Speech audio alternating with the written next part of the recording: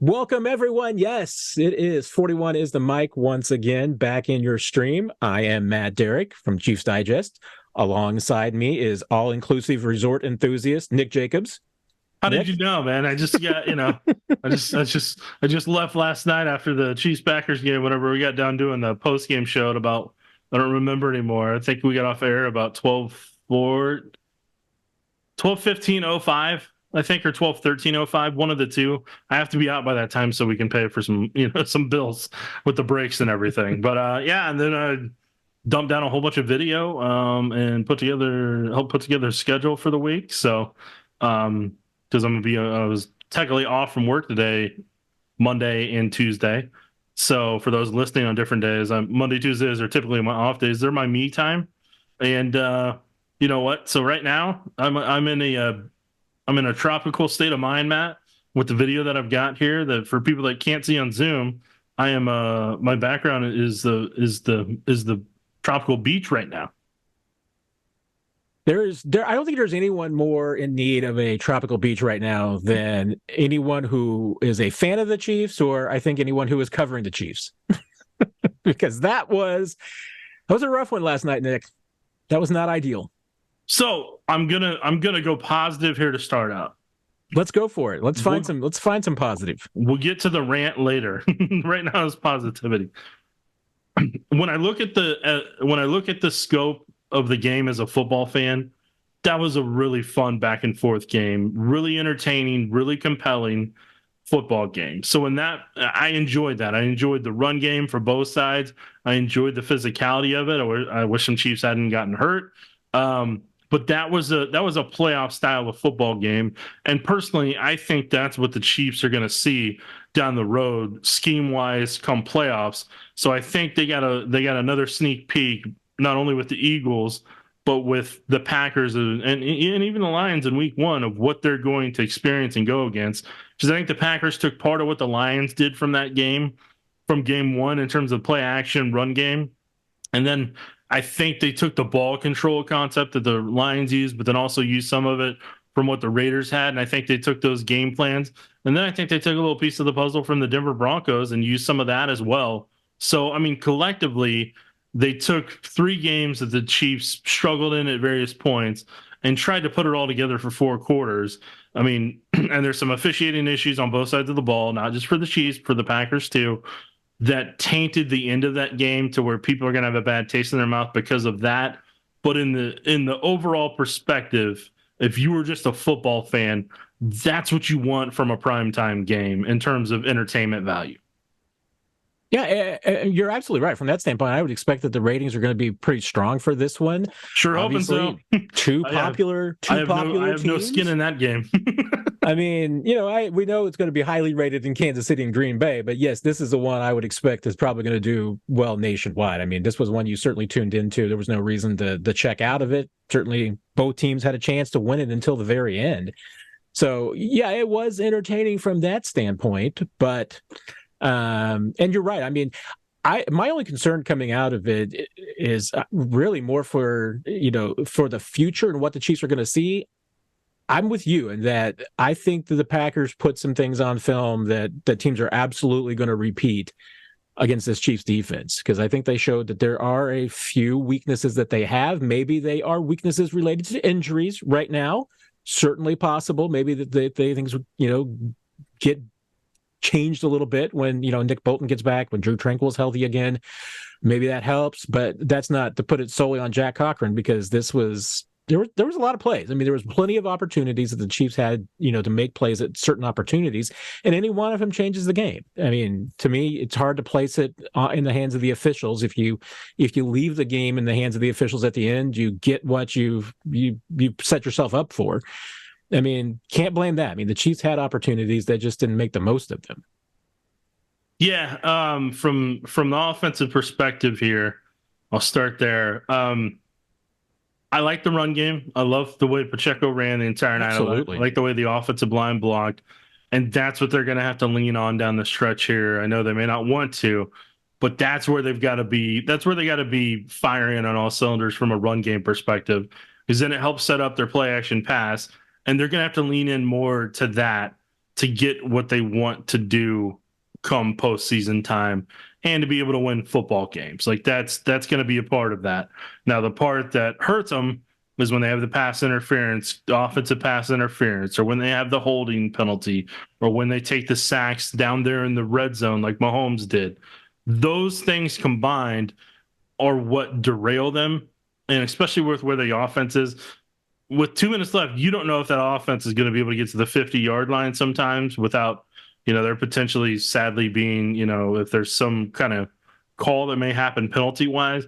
You just don't know, because methodically it feels like they need to take more time to get down the field with what they have available. And so, there's that aspect of it. On that one play, I'm curious to see the coaches film with Valdez-Scantling, to where if he takes it a little bit wider with where that safety was angling, where Mahomes is trying to keep him from getting lit up by his safety or potentially create an interception. I'm curious to see what was behind it, but man, when I saw that live, I'm like, that may have been a house call right there. If he stretches out and he's able to run the distance, and they got themselves a ball game at that, at that point where the Chiefs maybe take the lead or would have tied up in one of those points. I can't remember the score at that point, but I know it was in the realm there. But there's that, and then you had the Sky Moore mishap on that interception whenever they were doing that play. And there's just all those little nuances between the red zone sacks and the interception and Mahomes and MVS still not being on the same page. And at this point, you've got to accept that it's just not going to happen. It's nearly 2 years now. So, they're going to have to go to the Mid-Continent Library, find the same book, check it out for a couple months, and see if they can make it work. I'm kidding. It's not. It's not going to work out that way. So yeah, no, it was a rough effort, and it's unfortunate that this offense struggles the way that they do to move the ball effectively for an entire 4 quarters. But the Packers were like, hey, we're going to limit their possessions. We're going to make them drive. We're going to see if they can effectively move, or if they make mistakes or they shoot themselves in the foot, and then they'll go from there. And so that's what teams are going to force the Chiefs to do. And so that's where they're going to have to decide if they want to run and play action pass to kind of have some of the answers, and also part of take what the defense gives them or not. Yeah, and that kind of comes back to me, which is that if you're wanting to assess blame on this offense for why things are the way that they are, why they are underachieving, at least to everyone's expectations, there's plenty of that to go around. It is not on any one player or coach or anything. Everybody, as Andy Reid would like to say, has a little bit of a piece of it.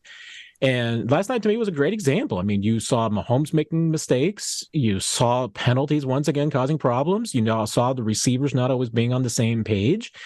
It was across the board. And I fixate on the Sky Moore and the interception, because to me in that situation, and there was a conversation I had online, on social, on Twitter, X, whatever we're going to call it, with Mitchell Schwartz about that, because it certainly looked like an RPO. And it looked like Mahomes checked out of it to throw to Sky Moore in that situation. Yeah. Had they run the football, probably pretty good chunk play with especially the way that Isaiah Pacheco was running. That pass play was designed to be a pretty big chunk play too. That's what Mahomes was going for. Mahomes was going for a big play. But in that situation, the Chiefs were in 6 minutes offense land. There was no reason to go deep downfield. There was no reason to take a risky throw, because all they needed to do was run 6 minutes off the clock and march down the field and put it in the end zone in a 2-point conversion. You didn't really want to leave any time on the clock for Green Bay. So that to me was, whether that is on Reed, whether that's on Mahomes, whether it's on Matt Nagy, that's a tactical error. There was just no reason to force the ball into that situation, when in that spot, what you really need to do is just run clock and run the football and go get your points. Yeah, and that's the decision the organization's going to have to make collectively in the coming weeks, is like, do they want to do what's going to get them wins, or do they want to keep trying to work on stuff that may or may not work? And so, they're at that, they're past that point. It's just that it's like, look, the wide receivers are who they are at this point. So like trying to say, hey, we got to get it fixed. hey, guess what? The parts that you need to fix it. I don't know if you know this, but they're back ordered. Like it's gonna take some time. Like those parts aren't coming till March or April. So they're back ordered till then. So you're gonna have to wait until then to truly get this offense fixed in the way that you need. Because from a running back perspective, I'm saying on the podcast again and many a times, they're gonna need speed to go with Pacheco's power. And once they have that, which let's be honest, they really don't have anymore, then that opens up a lot of the run game overall in the grand scheme of it and some of the passes in the flats. But what they're going to have to do to supplement that is they're going to have to use the Sky Moore and Kadarius Tonys of the world to kind of be that receiving running back. Now you're saying, why don't they do that more often? Because they want somebody who can pass protect. And so that's part of the reason. And then the struggle that they have is when you have the two offensive tackles right now struggling the way that they are, with Donovan Smith at times through injury, which I think people hopefully are starting to realize, like he's trying to play through that and he can when he can. And that's part of the reason why I think he's, because he's been in the league like almost 10 years now. Like that's the wear and tear of the league. So, and Wanya Morris ain't ready for the pass rush. I can tell you that part right now. That's going to take a lot of time. It's going to take a lot more seasoning than what's going on right now. But I'm glad he got the snaps he did yesterday and the week before, and he's going to need some more of those down the road.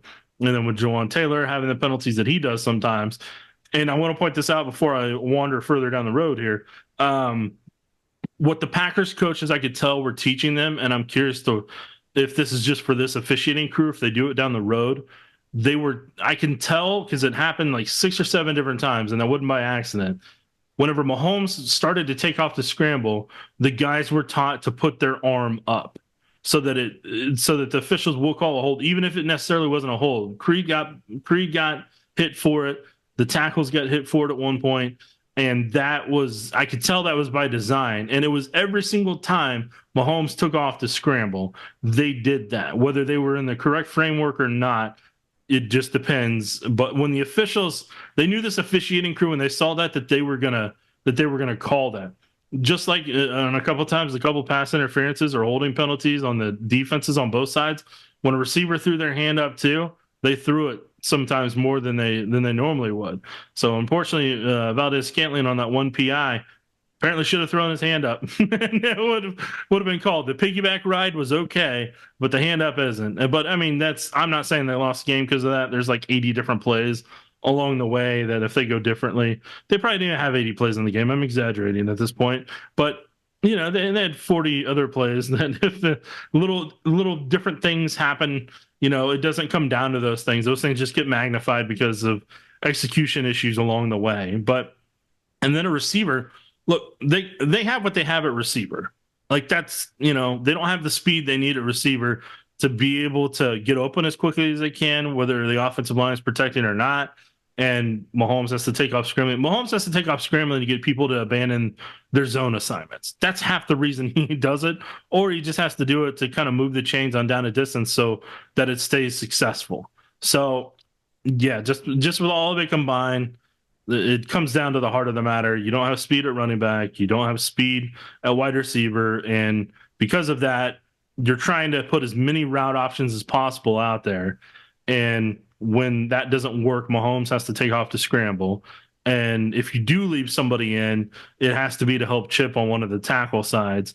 And then along the way, it derails because of a turnover or penalty. So it's just the margin for error is next to none for what this offense has talent-wise collectively in terms of what it's all is together.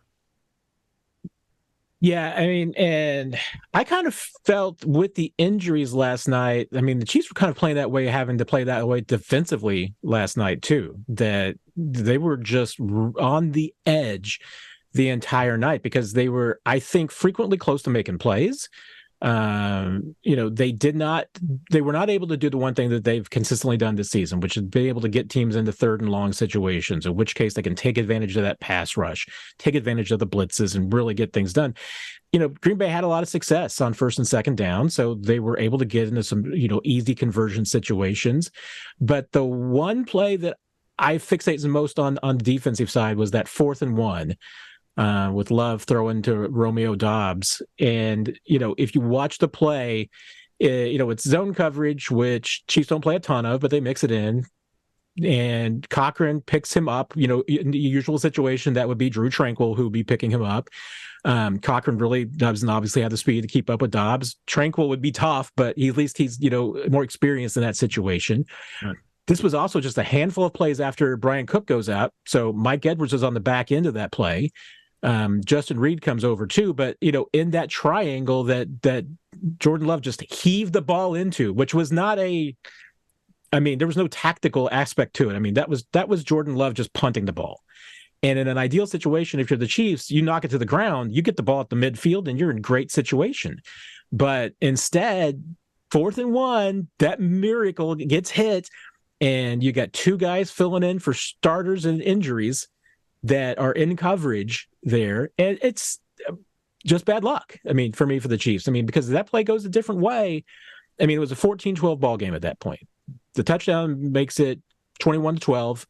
A lot more difficult. If otherwise, hey, if that ball fall isn't complete, Chiefs have it at their own 44, down by 2. I think they win that game. That's how close that this game was. Yeah, the frustrating part on that play is just nobody went to go make a play on the ball. And it just felt like everybody's like, he's got it. Oh no, the receiver got it. Like it just seemed like nobody was willing to make a play on the ball.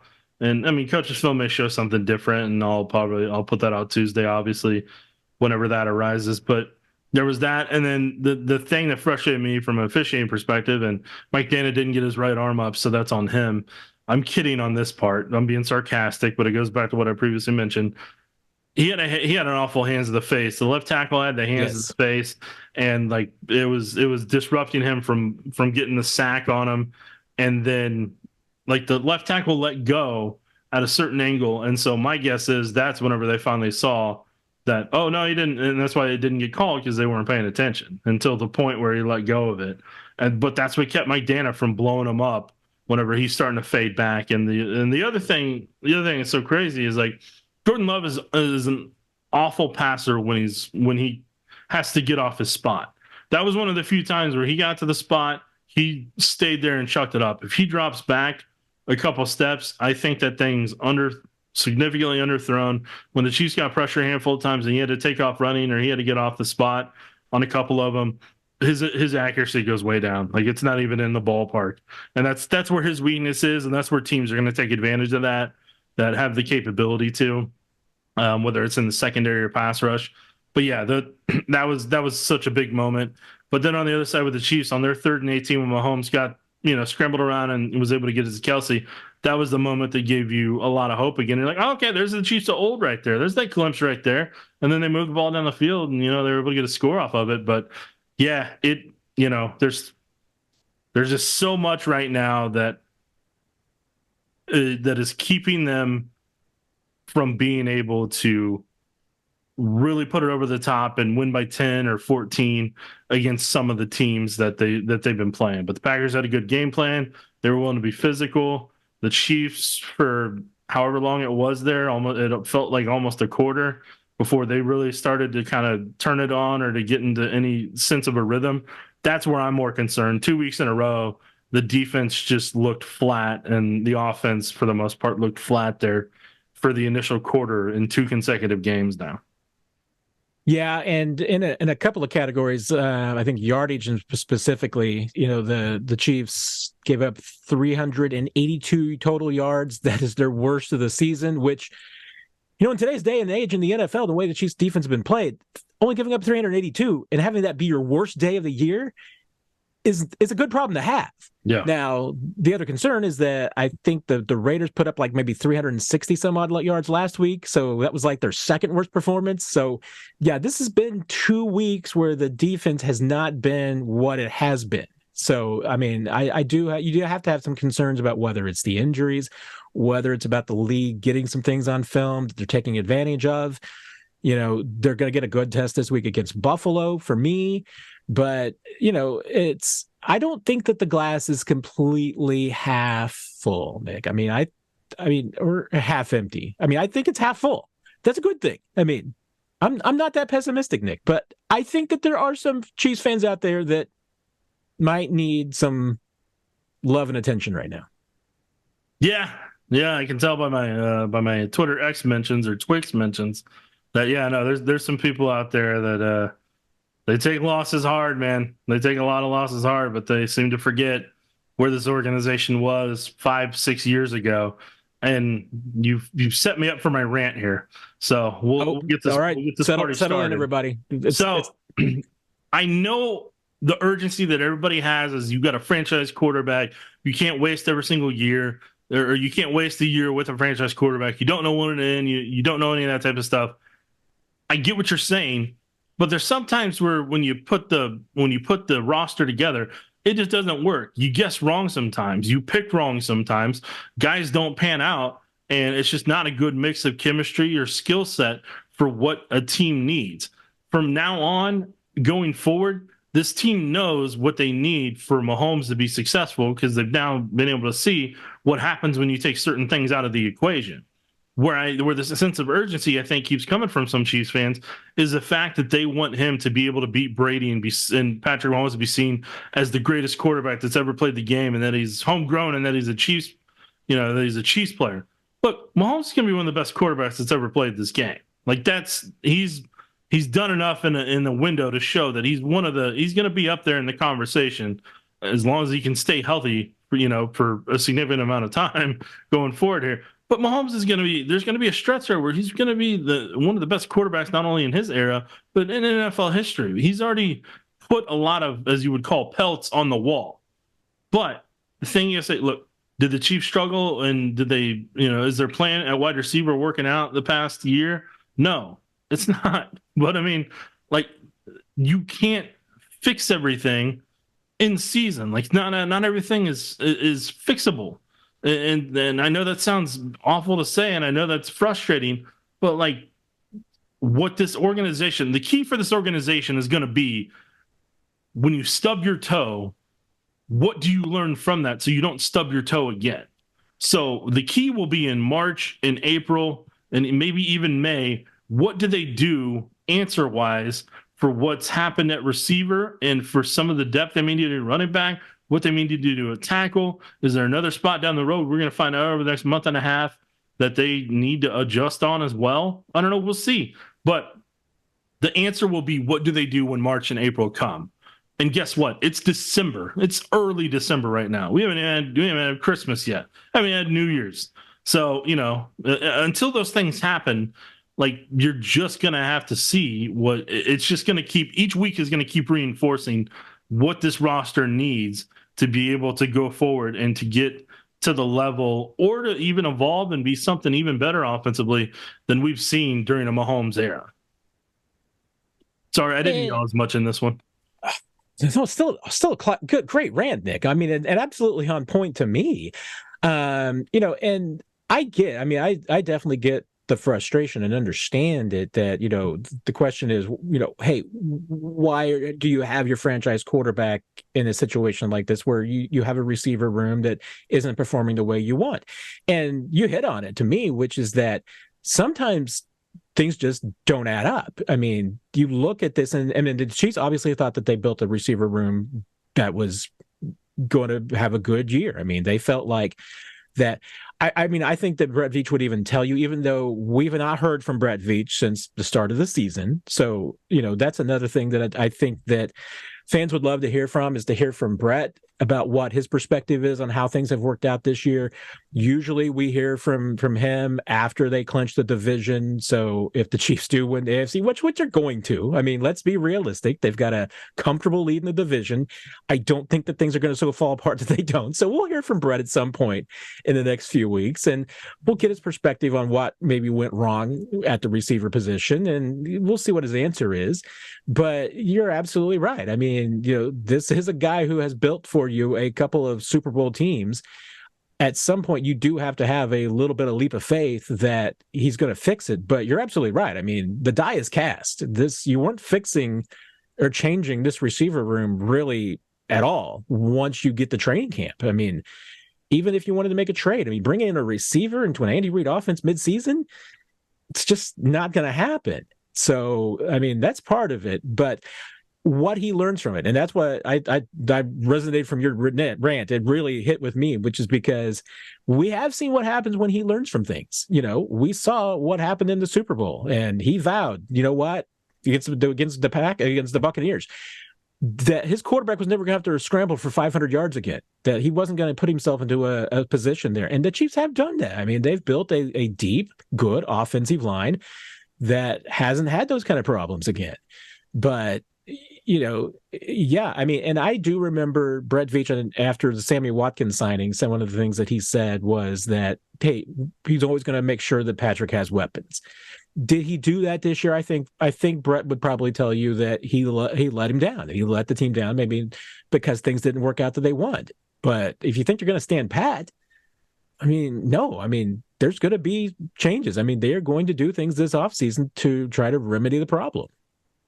Yeah, and the other thing that I'll throw into that mix is that I don't know how to phrase this in this way, but when you take a look at NVS on that one play, when he needs to take it wider, on that one where Mahomes threw it further outside, and that safety's coming down, and there was the miscommunication on that part.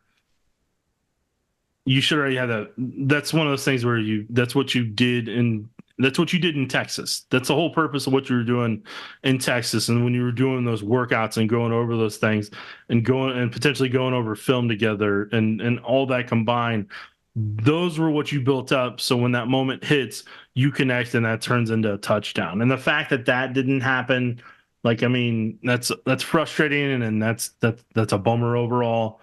And,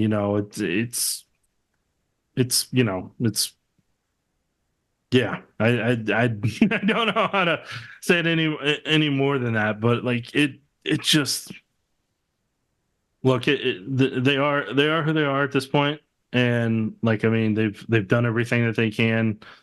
Like, I can tell week after week looking at coach film, they're trying different things, they're trying different formations. They're trying different levels to get Mahomes comfortable, to get the receivers comfortable, to get everybody to where they want to be.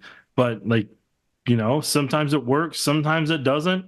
But it's not from a lack of trying. It's just, I know everybody wants to see the results, and everybody's locked in on that being what has to happen. But I don't know. I mean, it's frustrating that it's happened. It's frustrating that things may not work out the way that everybody wants them to. But like, we won't know. We won't know until March or April, whenever they have that opportunity to be able to do that. But I mean, like you said, Veach has proven before that he will be relentless in doing what he needs to. And the other piece of the puzzle that people seem to keep forgetting is, and I said this last night, and it just seemed to gloss over some people, is the Chris Jones contract played such a big part in them not being able to get something done. Like, in my personal opinion, when you look at the grand scheme of this thing, and this is kind of where you're dealing with the effect of what happened earlier. When the Chiefs had to make their move for Tyreek Hill, they had to make a decision: do they trade Tyreek Hill or Chris Jones last year?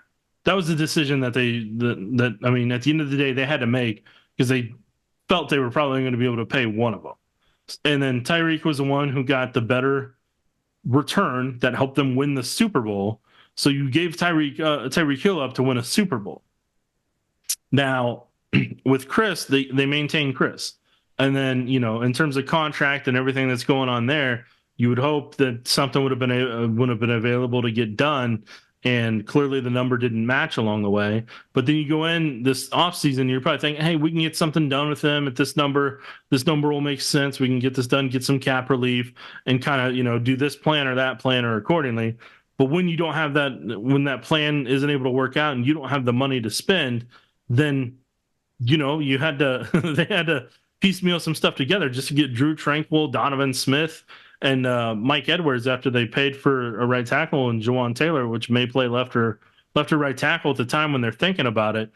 That's the part that everybody seems to keep ignoring and glossing over, is that the money that they probably allotted in the budget to be able to spend they never got to use because of the stalemate.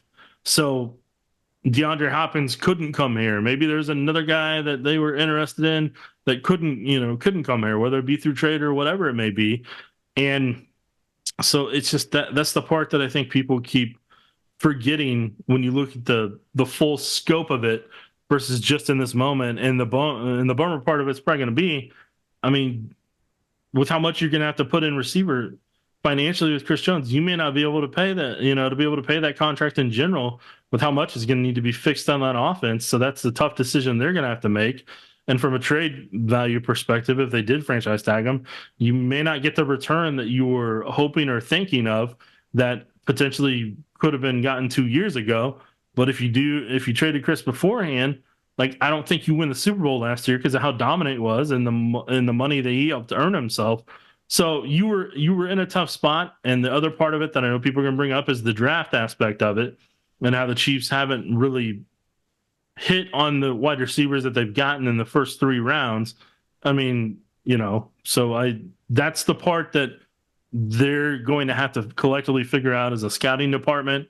And Brett Veach is going to figure out, and they're going to have to work with the coaching staff to decide, hey, what do you need trait-wise? Patrick, what does he need trait-wise?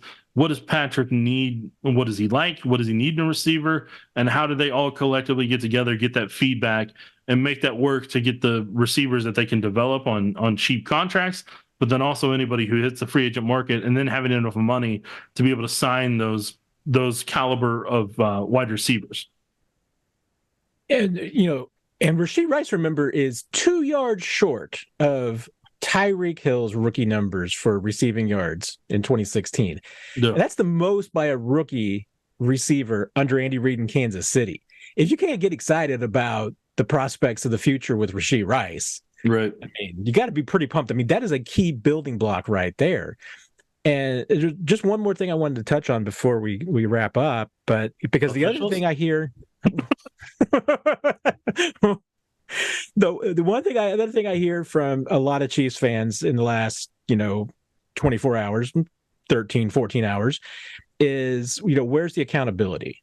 And I get that from a little bit standpoint because, Andy Reid's not going to come out and rip his players.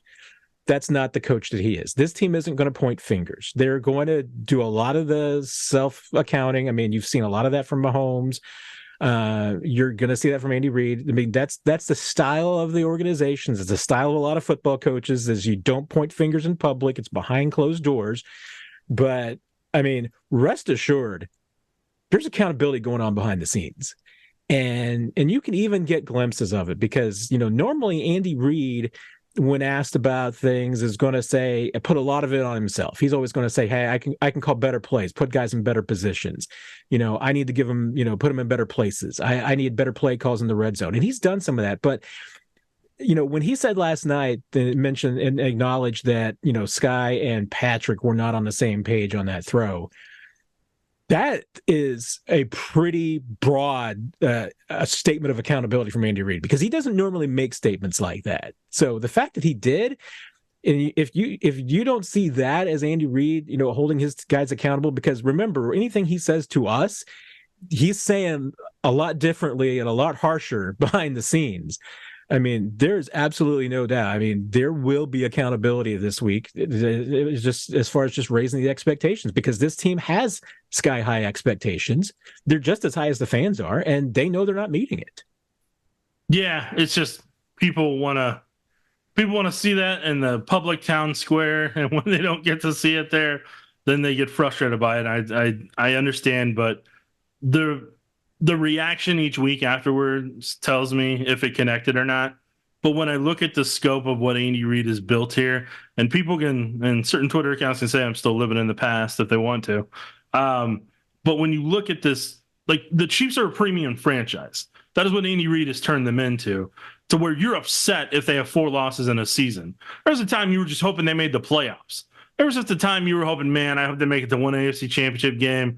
I don't want to have to just kind of lock in on that 93 season or wonder what if in 95 or 97 or 03 and, just to feel that helplessness and hopelessness in some regards. And you just had to cling to some of those sad moments in Chiefs franchise playoff history.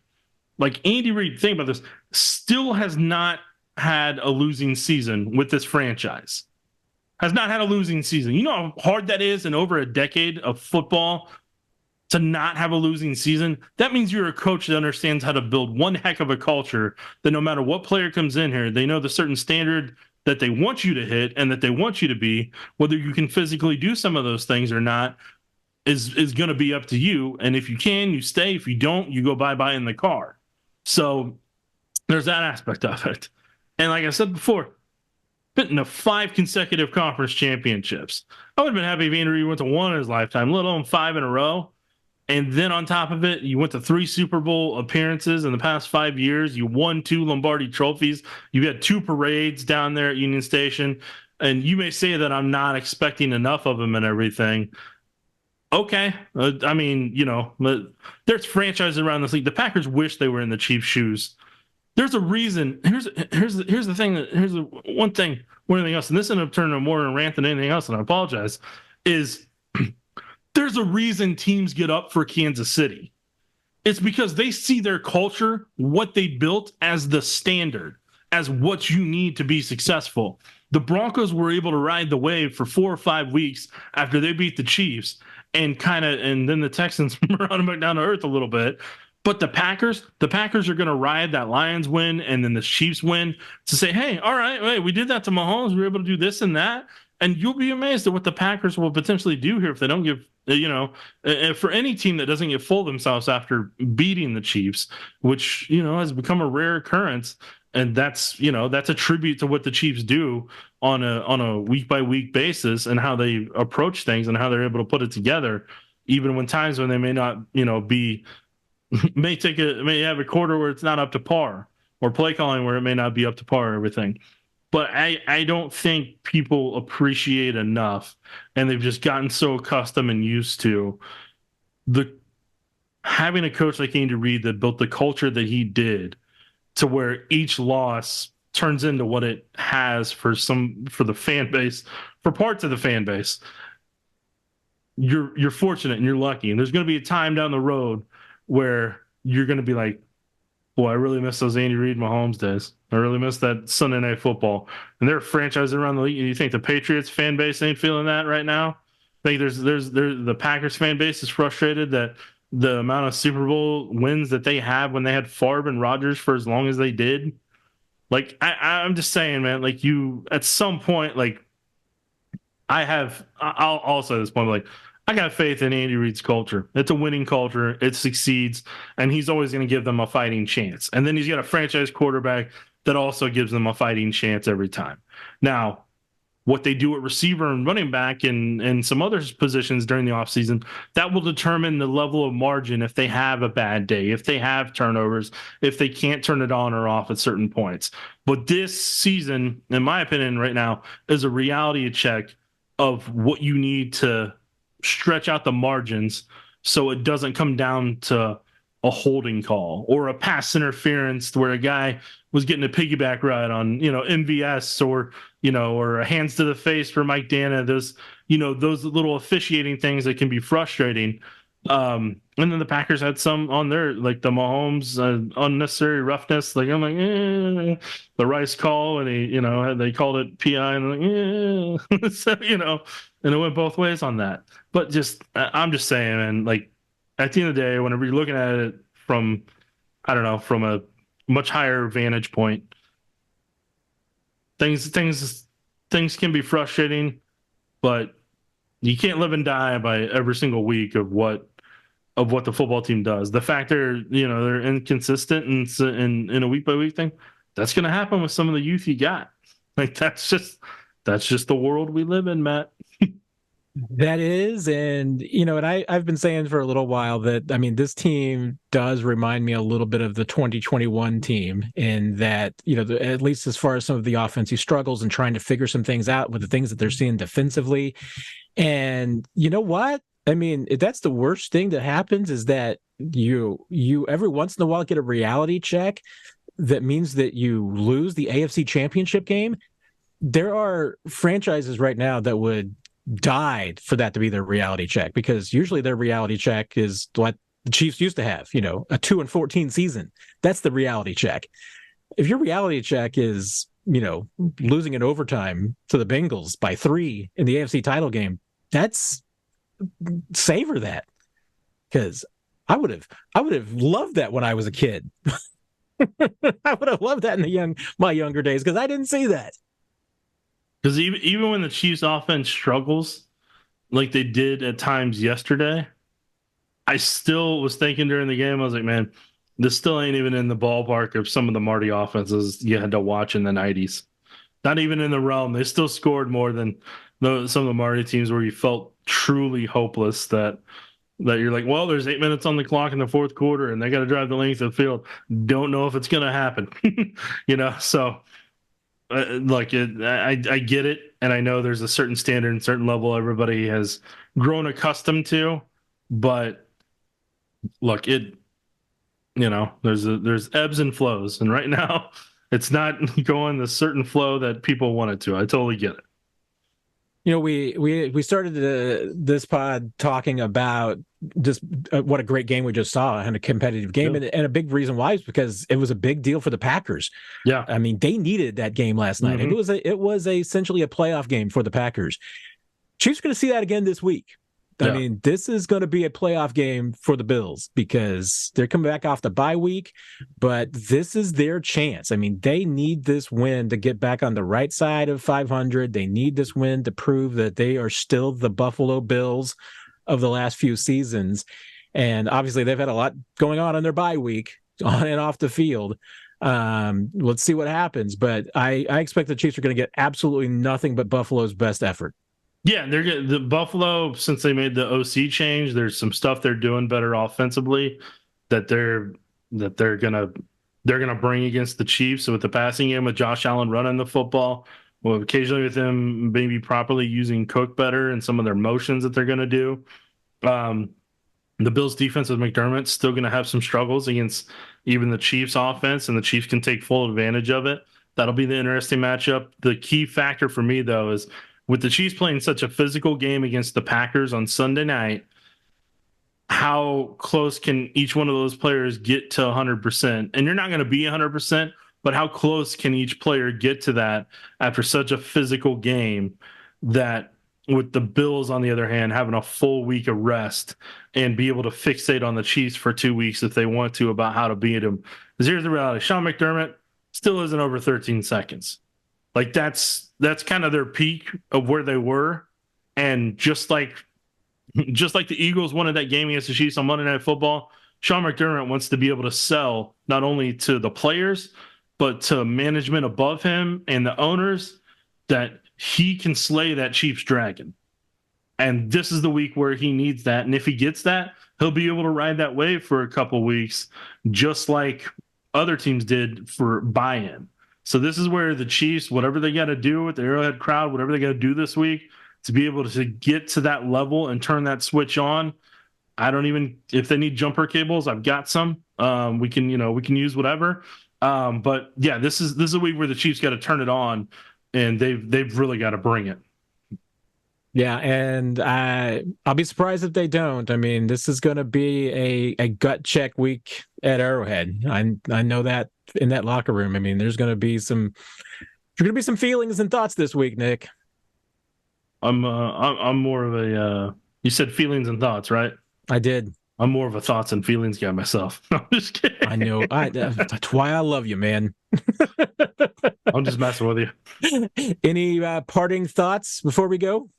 Yeah, I mean, look, I'm irritated at how poorly officiated that game was at the end, and I'm not talking from a Chiefs perspective. I'm talking in general. It was both ways. That was a fun football game until the final couple of minutes there, and I don't want to see replacement ref caliber effort there towards the end and some makeup calls for both sides. I don't want to see that level again. Whatever the NFL has to do for some of the accountability, if they need a sky judge, I don't care. But it really genuinely needs to be looked at in the offseason, especially with how much other, let's say, betting sites, the way that they're being involved now. Like, you're going to need, if you want those guys to be sponsors for you and stuff like that, You're going to need to. Technology's so far advanced right now that we can see it better than the officials can, because we get all the replays, we get all the camera angles that they don't, and so you need to catch up to technology. So whatever the league has to do to catch up to technology, so that it's an even playing field for the officials, to combine with what the fan experience is on television, like that's got to happen. That's got to happen in this offseason, because it's not just the Chiefs-Packers game. There's other games where it's happening. There's other crews that are struggling.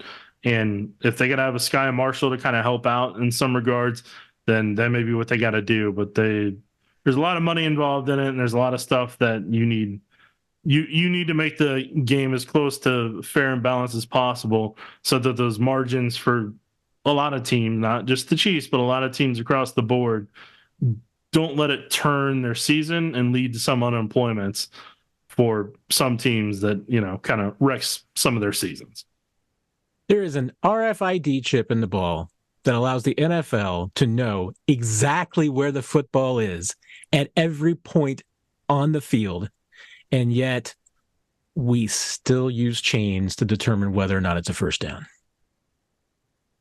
I just want to leave it at that, Nick. Matt, that is a good fact. It's like I just love that the Pacheco, when Pacheco threw the punch and he got thrown out of the game. I just love that the only reason they had that angle was from the pylon cam. Was from the pylon cam, that they had to put it there for the first down marker. That's how they were able to. That's how the television audience was able to see it, was purely because of that. The pylon cam for the first down marker, not even the end zone, because now they have the pylon for the first down. Yeah. Oh. I got nothing, Nick. I mean, well, Matt, I feel like that's a great closing spot for us then. I hear Simasonic playing closing time for us. I mean, otherwise, we're going to go off on officiating for another half hour. Yeah, let's not do that. Let's enjoy our Monday. That's right. Let's enjoy it. That wraps it up for this one. Chiefs lose a tough one, but back at it this week. We will be coming back to you next week, next Sunday, after Chiefs and Buffalo. So look for us in your podcast feed then. And as always, we appreciate the support, appreciate any comments, feedback, anything you can do. Spread the word, good or bad, hopefully good. Let us know what you think. We always appreciate it. Well, at least let me think. Don't be messing with Nick, because Nick is rightfully so, doesn't need your negative attitude. So you can bring the negative comments to me. Matt, I like that idea. I really do. Okay, I don't have time for that. I got enough stress in my life as is. I don't need exactly. More. Let me deal with the admin work. So nailed it, Matt. Nailed it. Thanks, everybody. And we will talk to you next week. Have a good one.